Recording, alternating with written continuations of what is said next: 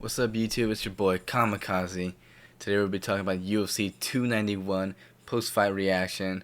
Phenomenal card, tons of finishes, and the crazy part is that we still got a lot of big time cards this year.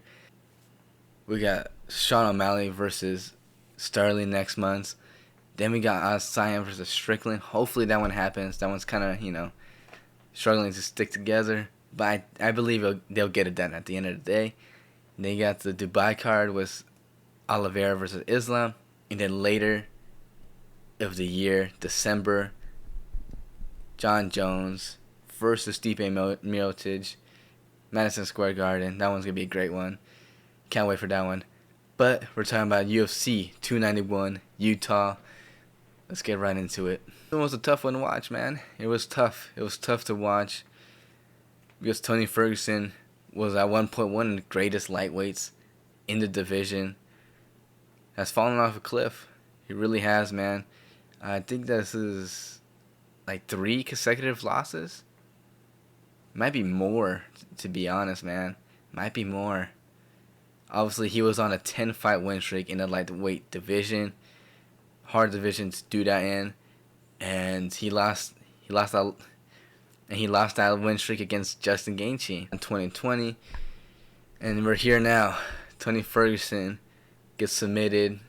He got slept, I believe, right? He didn't tap out. I don't think he got like slept, but I think he did, pass out, and obviously was able to wake up later. But man, Tony Ferguson, man, he's a beast. And we all know he's not going to retire, but he should retire, He's been through a lot. Didn't look great this fight. He had, a couple, I don't know. I don't know what you could say. Like, he just didn't look great. Like, he looked slow. He was a punching bag. Like, he literally was a punching bag. He did drop Bobby Green, but Bobby Green doesn't have a chin, If you touch Bobby Green, he drops, That's just his style. He's a speed boxer, makes you miss and hits you back with a counter. But if you tag him, he goes down. And that's kind of what Tony Ferguson did in the first round. Or not in the first round. But besides that, man, did not look great for Tony Ferguson. So I would like to see him retire. He's done so much for the sport already. Phenomenal fighter. It just, you wouldn't want to leave the game with a big losing streak on that resume, right? So I would have him retire. He won't retire. Hopefully Dana White will speak to him and tell him it's time to time to put the gloves down, move on to better things in life. Tony Ferguson has expressed that he has better things besides fighting, like this press conference, but he still wants to fight. So I hope nothing but the best for Tony Ferguson. I'm pretty sure we all do. And then Bobby Green, man, he looked phenomenal in this fight. Outboxed Tony Ferguson. I mean, Tony Ferguson's not really a boxer, but Bobby Green made Tony Ferguson into a punching bag, and then later in the fight was able to submit him and fought phenomenal. He did everything right. He got dropped once in the first round, but it happens, and he just put a beat down on Tony Ferguson. Nothing much to say. But for Bobby Green next, I want to see him fight Paddy Pimblett. Paddy Pimblett, obviously, his stock has dropped drastically. Was one of the most hyped prospects in the UFC, Conor McGregor level, until all the stuff happened with Gordon, with Hawani, and I'm gonna be honest, I'm not really a Paddy Pimblett fan that much anymore, to be honest, either. And the hate that Molly was getting, I'm pretty sure Paddy would get even more. It's kind of crazy, but yeah, I want to see Bobby Green versus Paddy Pimblett. Should be a good press conference. Both of them like to talk. Bobby Green likes to talk. Paddy Pimblett has that trash talk as well. But I think fighting wise, Bobby Green obviously is a faster boxer. He's a speed boxer. Paddy Pimblett is not really, he just kind of has these power shots. The ground game for Paddy is probably the way he would win, by submission. But standing up wise, it would be pretty entertaining, You never know. Maybe Patty would want to stand up and show everybody that he's the real thing. And I believe this is the fight to make right here. Bobby Green versus Patty. Michael Chiesa, man. He gets submitted by a striker in Kevin Holland. Chiesa coming off of like a 1-year layoff. He was supposed to fight Li Qingyang. That fight got canceled and he got put against Kevin Holland. Man, he looks scared as hell in the cage, and I don't blame him. I really don't blame him. Kevin Holland has that extreme length, extreme power. You don't want him to touch you. But, he ends up getting submitted by Kevin Holland, man. It's pretty crazy. But for him going forward, man, I honestly don't know. I don't know where Chiesa goes from here. He might retire because he likes doing like the interviews and all that stuff. Be one of those people in the booth. Or he fights a younger fighter, try to, the UFC trying to, get that prospect up. Or he fights an older fighter. I don't know. I don't know where Chiesa goes from here. But Kevin Holland, man. Kevin Holland, welterweight, is pretty scary. He's working on his ground game. You can see that in this fight. Chiesa, struggled to get him down. He's a tall guy, very lengthy. And his confidence rate against Chiesa submitted him. And hopefully he keeps winning, man. I want to see him in a title shot. Welterweight, there's a bunch of wrestlers, so he knows that he gets to consistently work on his ground game. And because he can knock anybody out in this division, bro. He really could. So I see Kevin Holland fighting next is Sean Brady. I was looking at the rankings, man. All of them are kind of booked already. Okay, he's fighting against Dos Anjos. Neil, he's fighting against Gary. Gary and Kevin Holland are eventually gonna fight against each other. I believe they might fight for a title contender. But Rakhmonov is probably gonna be the one to end up getting a title shot before anyone else. I believe he should have got a title shot already. But Kobe Covington and Leon Edwards both out the fight. I think that's rumored to be in December right now for New York City. That's a great fight to have right there. Love to see that one. But there's really no one else for him to fight except for Sean Brady. Sean Brady hasn't fought since he got knocked out by Muhammad. And he was supposed to fight Jack in that Las Vegas card. Obviously, had to pull it out because he got something. And it was pretty bad. But I want to see Kevin Holland versus Sean Brady. Sean Brady needs to fight. I believe Kevin Holland is that guy to fight. And then Derek Lewis, man. Classic Derek Lewis. A funny-ass guy. Everybody wants to see Derek Lewis win. We got that tonight. Derek Lewis was a flying knee right off the bat.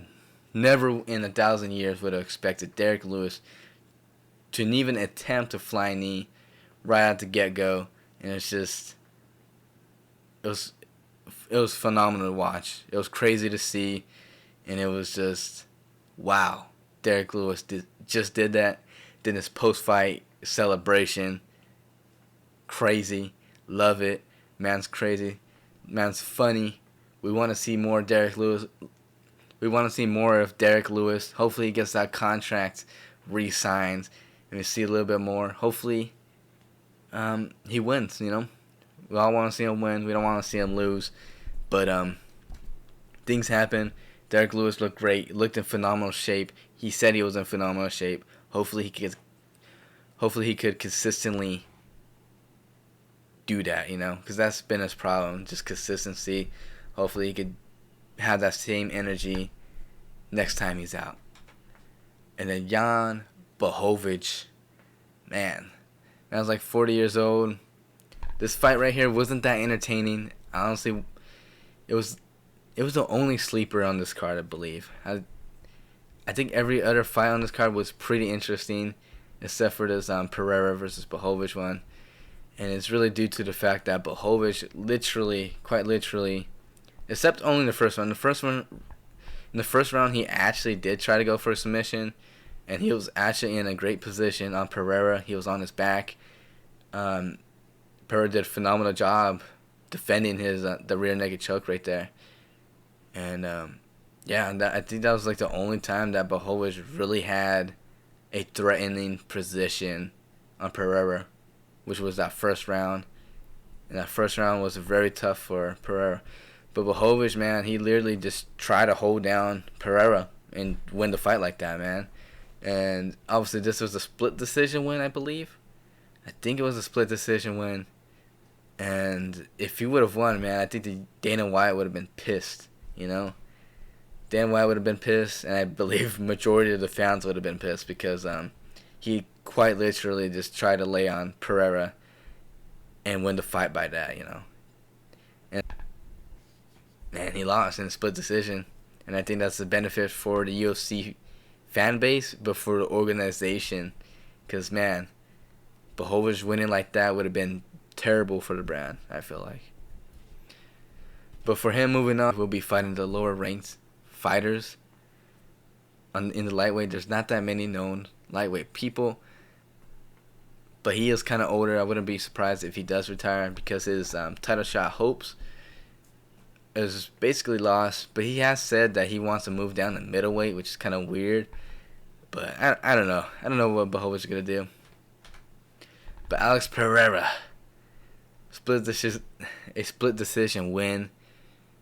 Tough fight. Guy literally tried to lay on Pereira. First round was very scary. Very close to getting submitted. His defense held up. And then he was able to capitalize in a way. You know, he was able to win the fight, I guess.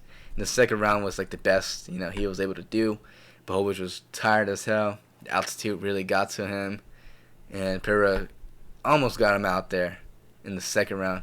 Blachowicz is really lucky that it's not a 5-round fight. And I think if it was a 5-round fight, I think it would have been more entertaining, you know? Because I don't think Blachowicz would have been able to try to, you know, wrestle like that. Yeah, Pereira was a split decision win. Came close, but at the end of the day, he won. And we all know what has to happen next. Yuri Prochazka versus Alex Pereira. Incredible fight to make right there. Prochazka hopefully could be back by the end of the year. This one is I can't even express how crazy this fight would be. You got a samurai, you got a warrior. Both guys are going to fight to the end, you know. Both stand-up fighters. I don't think Prochazka will wrestle at all. He did that against Glover. I don't see that happening against Pereira. I think it's going to be a straight up, I'm going to knock you out or you're going to knock me out. Can't wait for that to happen. They were talking about, like, the post-fight, like, those guys,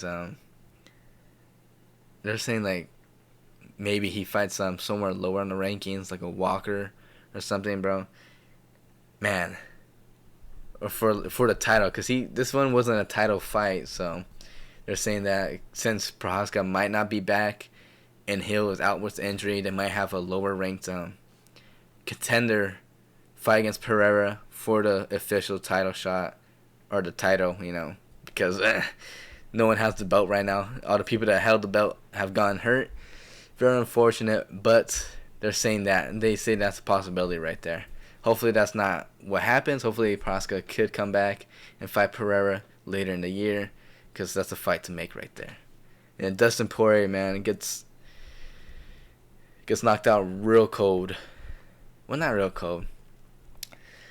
Dustin Poirier got knocked out pretty bad in Utah. Really good fight. It was, you know, I'm pretty sure everybody thought this was gonna go 5 rounds. It literally looked like it was gonna go 5 rounds, and then boom, Justin Gaethje literally just threw up that head kick, got around Dustin's arm or hand, wrapped around his head, put him down. Crazy knockout, but that's what you expect from the highlight reel. Justin Gaethje, phenomenal finish. Dustin looked really great in the fight until that head kick, but that's how MMA works, man. Just like that, a blinking of an eye, someone gets put on the ground and the fight's over, man. But for Dustin moving on, man, here's the thing. I just watched the post-fight press conference, and man, it's not looking too good for Dustin, man, for his future. So for the first fight that might happen, Dustin Poirier versus Dan Hooker. Those nervous fights are the ones that Dustin wants. Dan Hooker, both of them had a bloody fight last time out. I believe that's the fight to make. If there is a fight to make, a most likely one. If there is a fight for Poirier out there, I think it's the Dan Hooker one again. So yeah. Then my next one is Max Holloway against Poirier. Holloway obviously is a weight class lower, but I think he is gonna move up because he really has nothing. I think he'll announce it if he beats Korean Zombie later this year. Because the post press conference, Poirier said he doesn't want to just fight. He wants something that interests him, something that's getting, like he said, the Gaethje fight made him nervous. He wants those nerves. He wants to test himself like that. And the Armin one, I don't think will happen, but it'll be good for Armin to fight Poirier. It'll be good for him, for his brand. But if Armin would take, Poirier down, just straight up wrestle him, it wouldn't help him at all. So, yeah, this one probably won't happen. This one's probably chalked right away because of the post-fight press conference. But the most likely thing I think is that Poirier is going to retire. I think the only one that he will come back for is that Dan Hooker fight. He is going to take time off. Dan Hooker has to recover. And I think they could make that work, the Dan Hooker and Poirier one. But if that one doesn't happen, I don't think any of the other ones are going to happen. I think he might retire. DC was saying on the weigh-in show that Poirier is going to retire. Well, he didn't. They had the game saying, will Poirier retire if he loses or whatever. DC said yes. DC knows the fighters more. So he probably is going to retire. And then Justin Gaethje, man, we all know what he wants next. He wants a title shot. Phenomenal showcase of skills in this fight. Head kick does not really throw it that much, but it landed. It landed flush.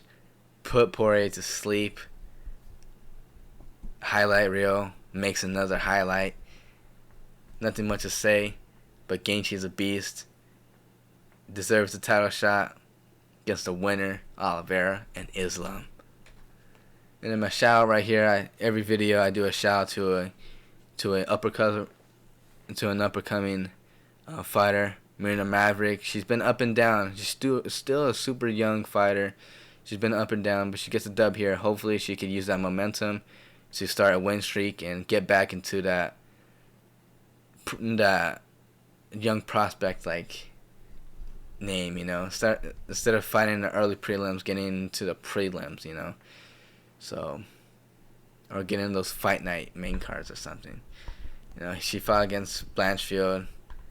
Blanchfield dominated her. Blanchfield has been on a tear. She fought against Barber. That one, I believe she should have won, but it is what it is. So shout out to Marina Maverick. She got a submission this fight. Hopefully she uses this to get some more dubs on her resume. And then that's it. UFC 291 was a phenomenal card. Tons of finishes. Phenomenal. Kind of sucks that Dana White wasn't there, but he's a busy man. He's a businessman, so you can't expect him to be at every fight card. But it is what it is. So I hope you all enjoyed.